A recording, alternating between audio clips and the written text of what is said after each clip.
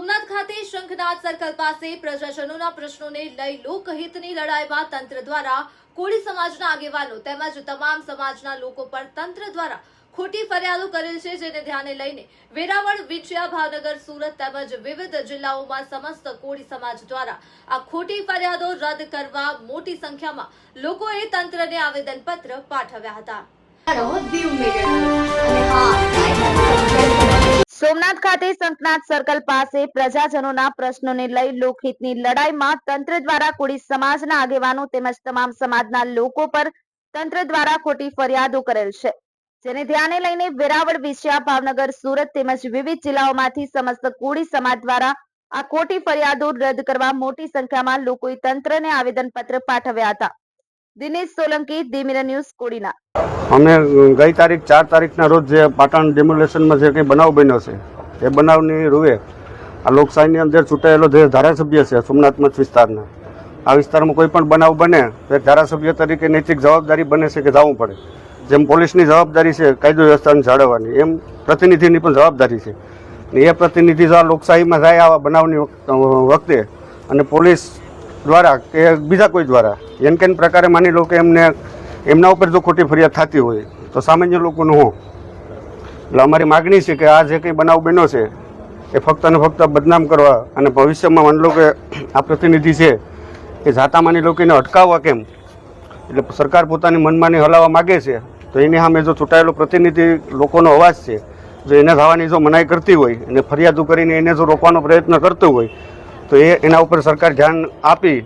અને જે કંઈ માની લો કે બનાવ બન્યો છે એની ગંભીરતાથી તપાસ કરી અને જે સમાજના અન્ય લોકોને પણ જે નિર્દોષને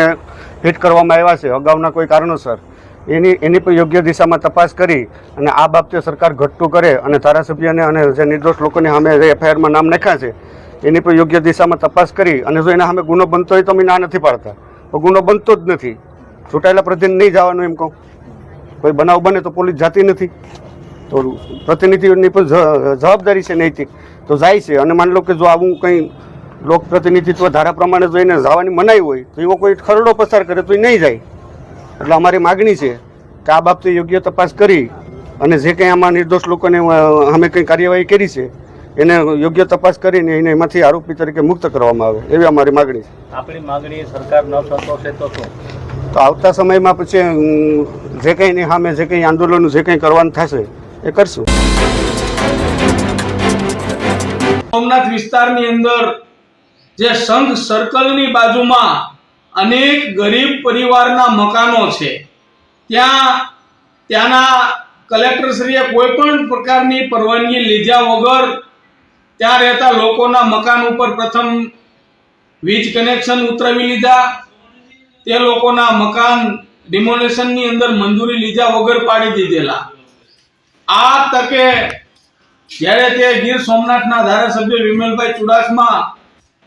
એક લોકોના પ્રતિનિધિ તરીકે જ્યારે લોકોની મદદે જાય છે ત્યારે આ દિગ્વિજયસિંહ જાડેજા કલેક્ટરને પોતાને જાણે ગુજરાતનો નાથ સમજતો હોય એ રીતે અવારનવાર લોકોને, નાના લોકોને ટાર્ગેટ કરીને એના મકાન પાડવાના પ્રયાસ કરે છે। ત્યારે ગીર સોમનાથના ધારાસભ્ય વિમલ ચુડાસમાને પણ ડિટેન કરવામાં આવે છે, એની ઉપર પણ ખોટો કેસ કરવામાં આવે છે, તેમજ કોળી સમાજના આગેવાન એવા દિનેશભાઈ બામણીયાને પણ ડિટેન કરવામાં આવે છે। આવા 40 જેવા લોકો ઉપર કોઈ પણ પરવાનગી લીધા વગર